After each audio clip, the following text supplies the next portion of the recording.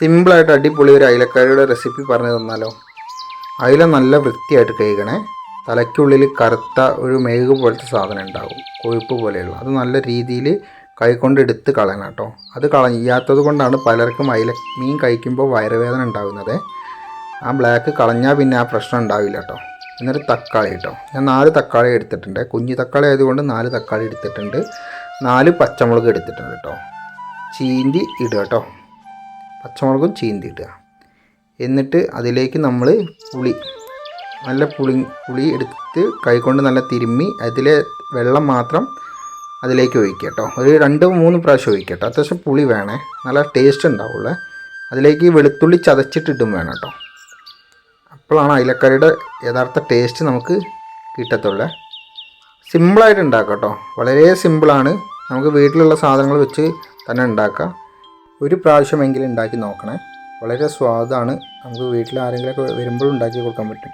സിമ്പിളായിട്ട് ഉണ്ടാക്കുകയും ചെയ്യാൻ നല്ല ടേസ്റ്റ് കേട്ടോ.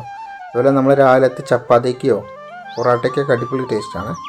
എന്നിട്ട് പുളി പിഴിഞ്ഞ് ഒഴിക്കുക കേട്ടോ. പുളി ആവശ്യത്തിന് ഒഴിക്കണം, അതെല്ലാം പ്രത്യേകം ശ്രദ്ധിക്കണം. ഒരു 2-3 പ്രാവശ്യം, ഒരു പിടീൻ്റെ പകുതി കേട്ടോ പുളി എടുക്കുക. എന്നിട്ട് 2-3 പ്രാവശ്യം കൈകൊണ്ട് തിരുമ്മി അതിലത്തെ വെള്ളം ഒഴിക്കുക കേട്ടോ. പുളിങ്ങ അത്യാവശ്യം ഉണ്ടെങ്കിലേ ടേസ്റ്റ് ഉണ്ടാവുള്ളൂ. അത് ഒഴിച്ചതിന് ശേഷം നേരെ അടുപ്പത്തിലേക്ക് വെക്കുക കേട്ടോ. അടുപ്പ് കത്തിച്ചിട്ട് അതിലേക്ക് വെക്കുക. തിളയ്ക്കേണ്ട ആവശ്യമില്ല കേട്ടോ. ഒന്ന് വെച്ച് ജസ്റ്റ് ഒന്ന് ചൂടാകുമ്പോൾ തന്നെ മല്ലിപ്പൊടി, ആവശ്യത്തിന് മല്ലിപ്പൊടി. ഞാൻ 1/4 ടീസ്പൂൺ മല്ലിപ്പൊടി, വലിയ സ്പൂണിലാണ് എടുത്തത്. മല്ലിപ്പൊടി 2 ടീസ്പൂൺ മുളക് പൊടി, 1.5 ടീസ്പൂൺ മഞ്ഞൾപ്പൊടിയാണ് ഉപയോഗിച്ചത്. പിന്നെ ആവശ്യത്തിന് ഉപ്പ്. അത് നല്ലോണം തിളച്ച് ഒരു പൊടി വെള്ളം വറ്റി വന്നാൽ അയിലിട്ട് കൊടുക്കുക.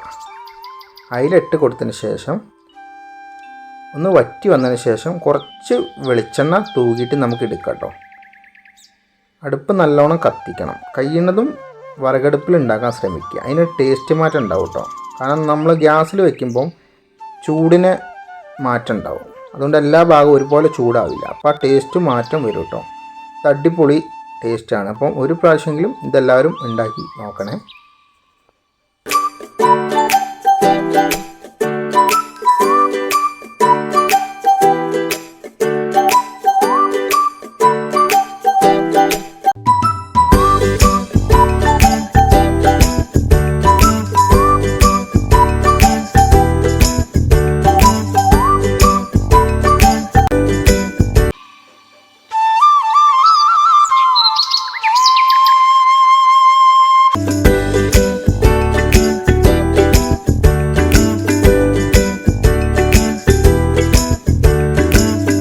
ഒരു പ്രാവശ്യമെങ്കിലും ഉണ്ടാക്കി നോക്കണേ.